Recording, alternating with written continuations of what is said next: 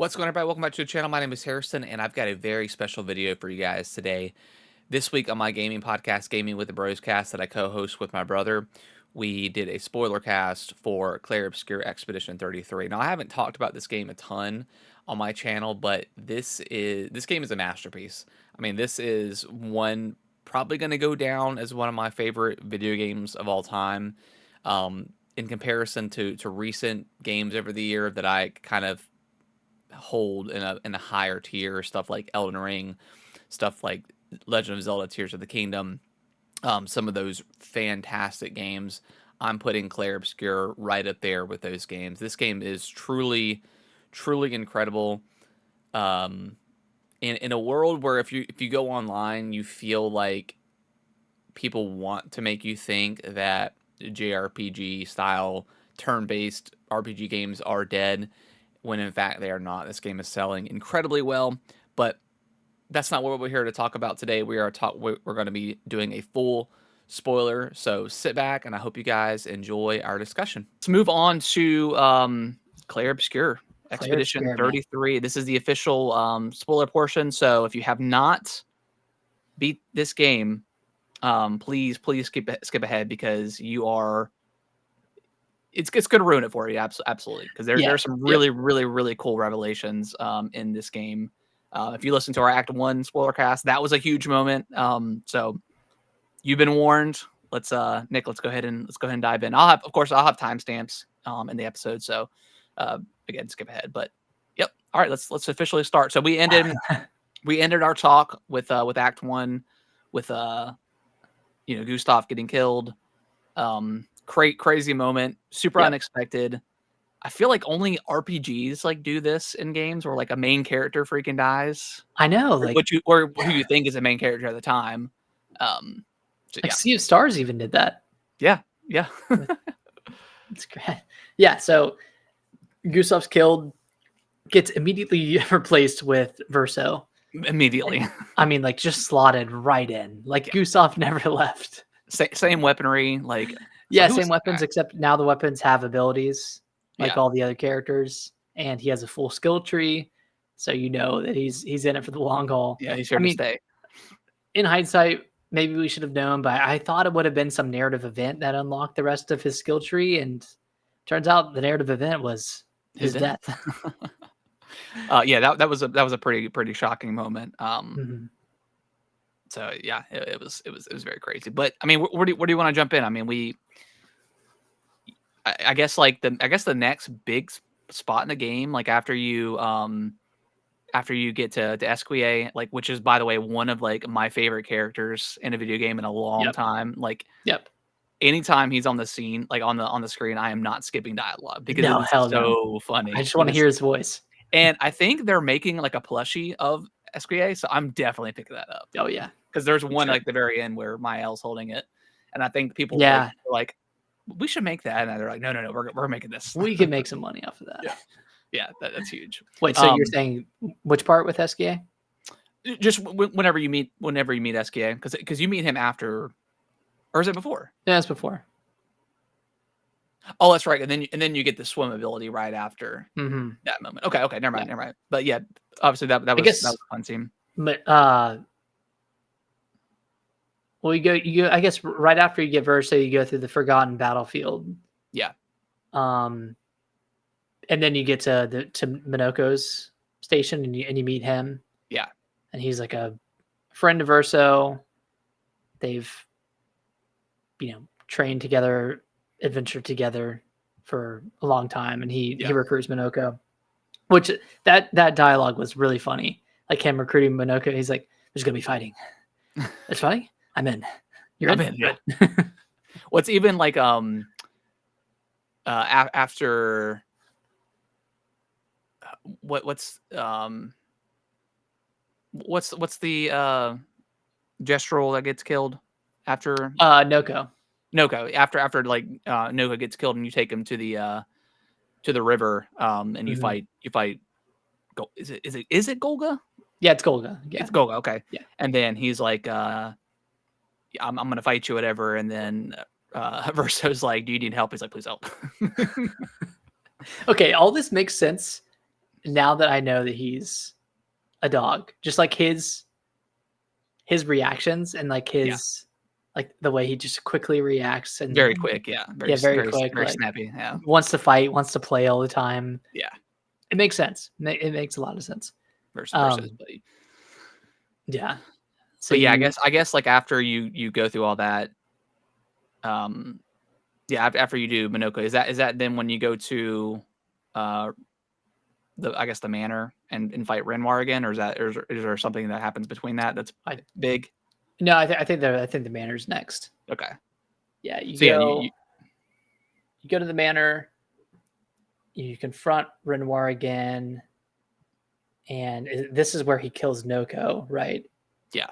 And then you see super tough fight, by the way. The first, yeah, that's a hard one.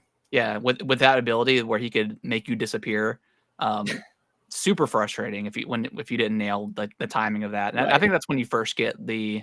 No, it's not the first time you get gradient encounter, but that's what you have to use is the gradient counter to get past it. But and luckily, the gradient counter timing is a little bit more forgivable. It definitely is for sure. Forgiving. Yeah, which I did appreciate. Yeah. I mean, what's the big revelation there? Like you see, Verso's sister. Well, you find out that Renoir is Verso's father. That's like right. Okay. Yeah. Reveal there, and then Alicia, is his sister. So that's kind of the big reveal there. Did you see that coming? Did you expect that? I mean, I didn't like. I wasn't shocked by it. It made sense. It wasn't super. It's like okay, you have this guy, and then like this old guy, and then this girl, which is obviously close to you. Yeah, it's like okay, maybe they're family members. Yeah. So yeah, I wasn't. I didn't necessarily see it coming like a mile away, but I also wasn't. Like I said, wasn't like shocked at it. Yeah. But still cool. It's like okay, there's more going on to this than we realize. Like maybe So very cool. It thickens the plot. Thickens the plot quite a bit. And then from there you go to the Axions. Yep. Which both of those were really cool fights. Like the dancer very one was an awesome fight. Yeah, the whole like level going through it, just seeing her in the background, just like dancing and stuff like that. That was a really, really cool, fight. Yeah, it was cool. Which one was supposed to be the harder one? I thought the mask one was the easier one because I think that's the one that was in the West. I think that's the one I did first. I did that one first as well. Okay, that one didn't feel as hard. No, yeah, it didn't feel nearly as tough. Which I mean, the dancing one wasn't actually that tough either, but you just had to get it. Yeah, I mean, it's all about the timing. Yeah. Both of those areas were really cool. You defeat the Axions. Axons? I can't remember the Axons. Axons. Yeah. And then you go back to the curator who can make you a weapon that can pierce through the barrier to get to the paintress. And you've been coalescing with this curator that Mael found in the manor, and he's the one that's upgrading. You don't know who he is at all. Yeah. So very mysterious, but he's helping you out. So you're like, okay. And then from there, right, you make the weapon that can break the barrier, and you go to the monolith. Yeah. And then you get to the paintress immediately, right? Yeah, you fight her like her big form, her large form, and you can't damage her. And then I think that's when you have to go like inside the monolith. Yeah. Okay. Yeah. I will say, like, seeing her, like, when you get close enough on SKA, like before you get into the monolith, of course, but like when you're in that area and you're looking at her and she's sitting down on the ground, her knees are up, her head's in her hands, or her head's in like in between her legs. That didn't seem like someone that was very evil. Yeah, that's the moment I think they kind of implied it like, through conversation that I think someone, maybe it was Mael, I can't remember who said it, but I think they said they felt sorry for her because she just looks like she's sad and she only ever gets up the one time of the year to change the number. So it's always kind of been like that vibe. Like she doesn't really seem like she's evil, but yeah, once you get up close to her, it's like, okay, Something's going on. Something's going on. Maybe she's not the true villain of this game. Yeah. Turns out nobody really is. I mean, honestly, and you go through the monolith and you end up fighting the paintress, right? Yeah. That's Yeah. okay. Yeah, you fight the paintress, a couple of phases, and then on the last fight, the It's just paintress her like laying like defenseless, yeah, yeah, she's killing her healing party you. members. Like You're like, damn, like what am I doing? What am I yeah. doing? And then after you defeat the paintress, that's when there's the big revelation, right? Yeah. Yep. And the big revelation is that this entire world was a painted world that was painted by this family. And it turns out Verso is dead. Verso died in the real world. He had died in a fire. Yeah. Mael got Alicia burned. Mael got badly burned, disfigured, and the mother couldn't cope with it, so she went into Verso's world that he had painted and decided to essentially set up camp there and live in his memory. Yep. And then hence Verso in the game is not really Verso. He's just just thing of. I mean, just like anyone, that still had its memories. Like it's very, very, very crazy. Very like, I don't know, a unique story. But yeah, once I was shocked. I did not see that coming at all. I was like, what in the world is going on? But once you get there, you're like, okay, this makes sense. I mean, there's all these other paintings in this world. It's like, what is actually going on? But yeah, that was a very cool moment. And then like, you learned that I can't remember who you just said it, but the writers like they attacked the manor, caused the fire. It's like another faction of creators. It's like, what do they do? Like they write stories that come to life. Like, do they write out like, hey, like fire, like I want to see more of that. We obviously don't get any more information. But yeah, it's, man, what a cool world that they built. I was completely floored with that revelation, and it blew me away. Like it blew me away that they went that route because it immediately sets up this distortion of what you're viewing as real and what you're viewing as not real. Because you've been adventuring in this world for 30 hours, and then suddenly there's the real world, right? Like the real world on the outside, and like it's all centered around this family of 5. Yeah. And you're like, okay, like, well, what does that mean for the time I've spent in here? Whose side am I on? And then you start to see Renoir's side of it. Yeah. Because he just wants to keep his family together, and that's why he goes into the painting, because he wants to bring his wife out. Yeah. And he wants to make his family whole again. And that's what caused the fractures, because he went in, him and his wife fought, and that caused the world itself to fracture. And it turns out this whole time, what's the mom's name? Do you remember? Aline? Yeah, I think it's Aline.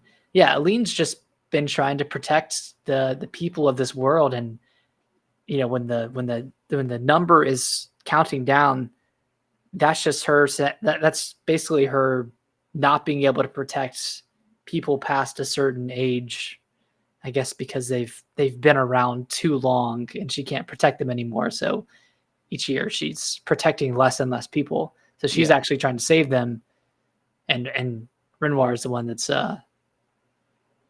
trying to abolish this world to oblivion.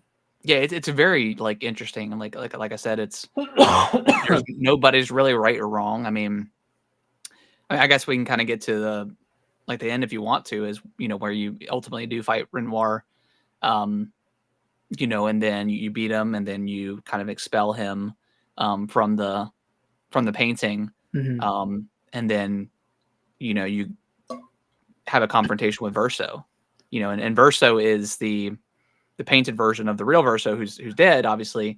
And he's like, yeah, he's like, you should not stay anymore. You should get out of here and go live your life. And Mael is like, no, I can't. I'm burned so bad that I can't even talk anymore. Like I'm not, I have this whole life here with all these people. So it's like, man, and it forces you to make a decision at the end. It's like, do you side with Verso or do you side with Mael? And just to back up really quick, this whole time Verso's known. He's known what the expedition is trying to do, and he's essentially been withholding information from the rest of the group. Pretty much. But by the end of it, you understand why he's doing what he's doing, but you also understand why Mael would want to stay in this world. Like you just said, she was injured, she was disfigured, she couldn't speak, but at the same time, Verso is not the real Verso, but he still thinks that Mael needs to move on. He still loves his sister and thinks that his like, I guess not even his real, I don't know. He loves his sister and thinks she should move on. Yeah. But back to what you were saying about making a choice. Well, I'll jump back too, because like whenever, because at some point, like you can upgrade your friendship levels and stuff to the game, and you eventually get to the point where Mael wants to meet the painted version of herself in this world, and you go through that stage and find Alicia and fight her, and then it's kind of selfish and kind of weird because like she wants to be set free, and Verso at the time is like not happy that she did that without letting him say goodbye and stuff like that, which I understand that too. So yeah, just. And I guess we should point out you when you fight Renoir, I feel like I keep saying that wrong. Renoir, God, when you fight Renoir, you set him free as well. You set his version inside of the painting. You set him free, and then you do the same for Alicia. So that leaves the curator, like, which is like the human version of Renoir. The curator is Renoir, right? Yeah, the curator is Renoir. Yeah. So the person who's been helping you out has been Renoir from the outside, trying to infiltrate and take out Aline. Yeah. It's crazy confusing. Yeah, because there's two versions of everyone, essentially. Yeah. It's really a unique story. So like I haven't fought like the siblings either yet.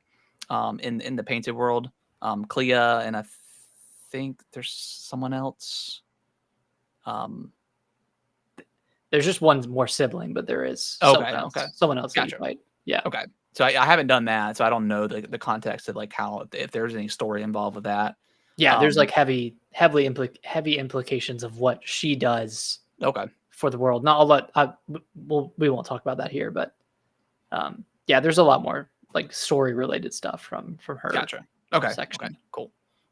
Yeah. But yeah, I guess let's just jump to that after you fight the real Renoir, for the I guess the first time. But anyways, you defeat him and you expel him from the painted world, and then you have that big confrontation with Verso, and I believe you chose Verso's side. I chose Mael. I'll do mine first, and you can talk about your ending. And we've obviously seen each other the other ending as well. But after you fight Verso, because it's like a one-on-one fight. I guess before we talk about that, who is that? Is that Verso, like a kid version of Verso painting? Yeah. Okay. It's like his soul trapped in the painting, pretty much. And that's the thing too, is she didn't want to leave because she knew that Renoir would destroy the painting, thus destroying his like fragment of his soul or whatever it is. But anyways, after you defeat Verso,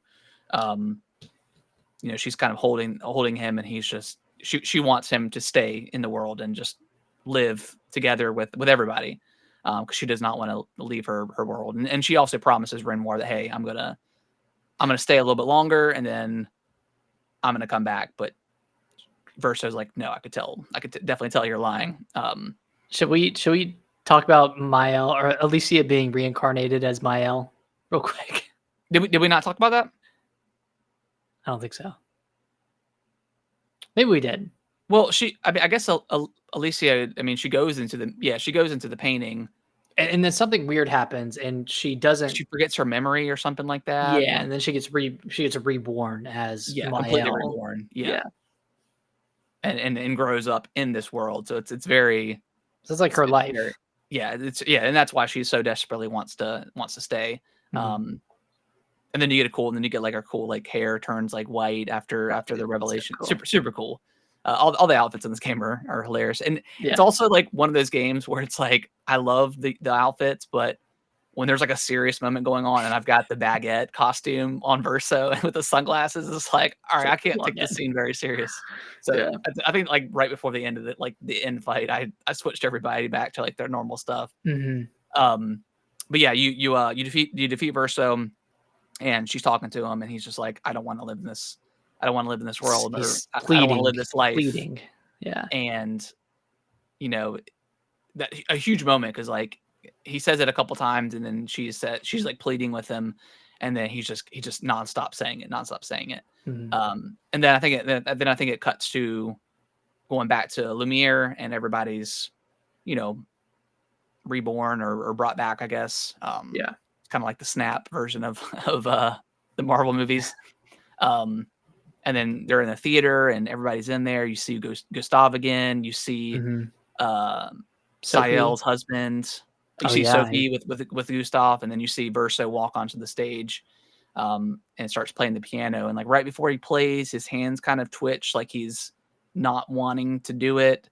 So you're not quite sure if this is the same Verso that you had that moment with at the very end, or if this is a repainted Verso, but he somehow still has those memories of that. It's a little bit confusing on that regard, but anyways, he starts playing, and then it cuts. Everything goes black and white, and then it cuts to Mael, and her face starts to crack. It's a very unnerving scene. Yeah, and then it ends. Yeah, very very unsettling. The music's kind of dark.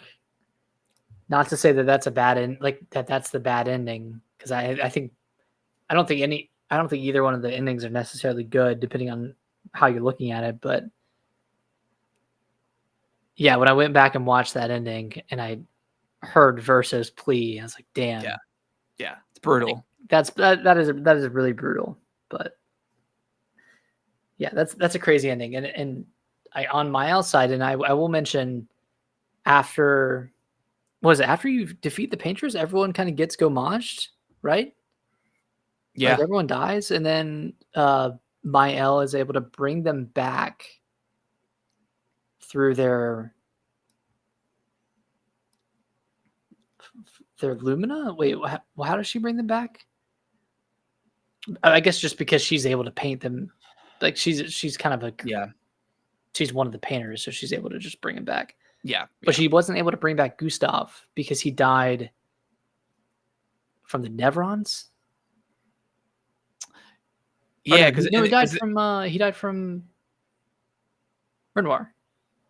Well, I think that's what all the people that died from, because there is that scene where she's collecting all of their Lumina, I think, and then their soul, whatever. And then I think I can't exactly remember how she brings back her friends.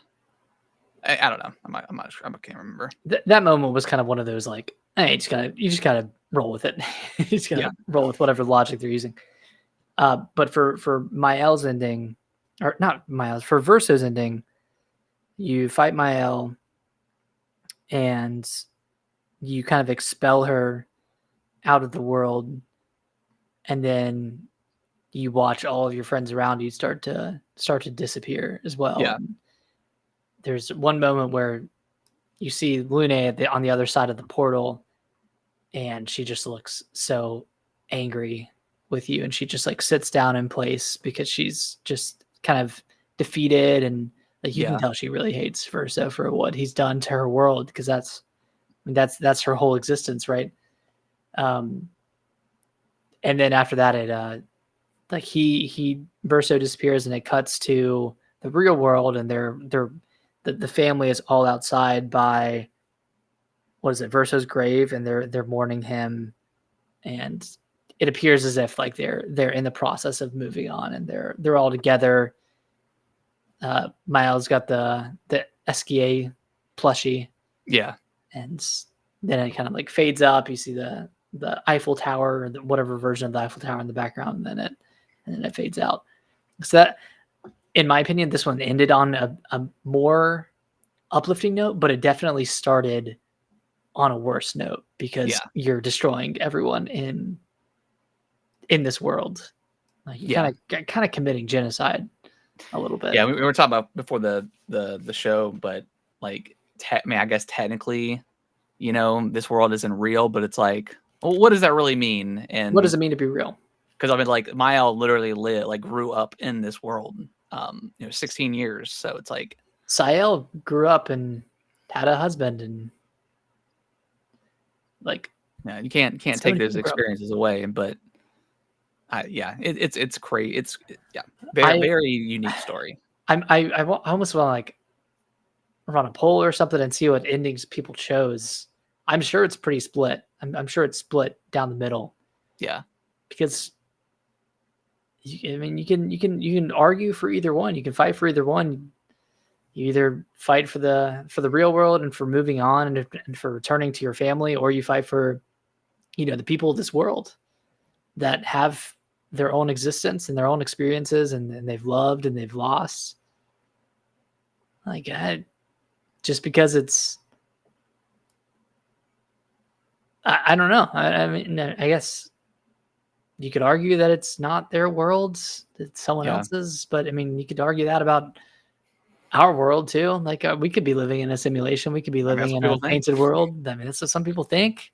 Yeah. But does that nullify our experiences? I don't know. It doesn't feel like it. Yeah. It's interesting. I really, yeah, I mean, just like not getting any like real information about like the writers and like the other faction and stuff like that. Like, I really hope they do some DLC or, this game gets a sequel. I mean, is it sold 2 million yet, or it's over 2 million? Yeah, it's over 2 million. It's probably close to 3 at this point. So I think this game is going to do very well, and then I think it has the potential to maybe even like sweep the Game Awards this year. I mean, it's everything about this game is great. The music, just everything is incredible. Best story, best RPG, best looking game. I mean, the game looks incredible. Yeah. Best combat. Yeah, best combat for sure. Like, it's like so good. Even by hour 50, the combat still felt incredible. Like, it's fun. Still keeping you on your toes. It was just really fun. There's so many ways you can like build out your characters. You can be a glass cannon. You can be a parry king. Yep. Be a dodge can. Like, you can take damage, and that'll help you. Like, there's like modifiers for that. I don't know if you've done this, but there's like the auto death, and then the death explosion, or like the death bomb, and then if you pair that with second chance, you immediately you die, do a bunch of damage, you can like inflict burn, all that stuff, and then you come back and you can do your turn. And that's what I was doing at the end of the game, because like it helps you stack up debuffs on the enemies. And then I was telling you a little bit about how I got my Versa build, but like Mael specifically, I've got her. So I took second chance off because it took too much of like, it took like, I think it takes like 40 Lumina points. So I have the cheater Picto turned on. So like so what I'll do is I'll use her skill where she goes down to 1 HP, and then she gets all of her AP back, and then also goes into virtuous stance. And then with the cheater Picto, you immediately go again, so you don't have to worry about getting killed or attacked or something like that. And then I use like her big I think it's Stadol or Standall, something like that. So I use that. So it's pretty darn effective, which is cool. And then I've got, so yeah, I'm just it's crazy how like going into like Act 3, you're still peaking at 999,000 damage, and then once or 9,999 damage, and then once you get out out of Act 3 and you get that that Picto where you can go over, it's so like, like whoa. yeah, it's crazy. Like once you start Hmm. getting there, it's insane the numbers you can pull off. I mean, I think the highest attack I've done is like 750, and obviously that's nowhere near where you can peak at. So it's just crazy. Like from then to the beginning of the game, it's a Yeah. crazy swing. In the last, I think I probably talked about this last week, but like the very final boss of the game, and this was post patch, so I didn't like take advantage of whatever broken ability that Mael had. I think one of her weapons had like broken scaling. Yeah, Um, but like I defeated that boss in 1 or 2 turns by just having all of my characters build up around Mael, and then I had her do do a big her attack. big standall attack. Yeah, once because I got through Lumiere and I fought I think Renoir a couple of times. I was like, I think I'm under leveled. So I left. Um, and once I came back, I was probably like 10 levels, 10 or 15 levels from when I was before, and I just easily killed him. Like I Just was smoked him. severely over leveled, which is Yeah. fine. You know, I'm never gonna get mad at being over leveled for grinding. Um, I guess the only gripe I kind of have is like I wish you could. Okay, so I guess two things. So I wish when you cleared a painting or a world, it would give you some sort of check mark or something Yes. that you did it. That would be nice. And then also, I wish there was like a fast travel button for go. I know there is one once you get inside of the world. There's multiple Mhm. flags, but I wish there was one that could just take you instantly to. I mean, because like, the traversing in this game is fun with SKA, but it also it's like, come on, like I kind of just wish there Once was you've been a everywhere, yeah, it's yeah. No, I agree with that. I think that's some quality of life stuff that would be. I say it's easy to add. I don't know how easy it is to add in, but like yeah, that's like a roadmap thing that they can put in a month or two from now, and it's true. you Yeah, know that'll be good for the people who haven't played it yet. I mean, honestly, if this game came to Switch too, I would pick it up, 100%. I think I would too. I think I'd pick it up again. Like I'd I think pick it I up think and it's gonna come. play through a different build, and like or Yeah. or play more with Minoko. I did not utilize him as much Yeah, as I he should was have. definitely my least favorite. Like it's probably like my main party right now is Lune, Mael, and Verso. Sael, like I kind of like her, I kind of don't. Sael has that really good ability where you can double the damage She output does, from one of your yeah, characters. yeah. So She does have that. that That's one's really probably good. yeah. Maybe I should throw her in there instead of Lune. Um, I would use her in the very late game yeah. bosses Okay. just to buff up either Verso or Mael. Yeah. Okay.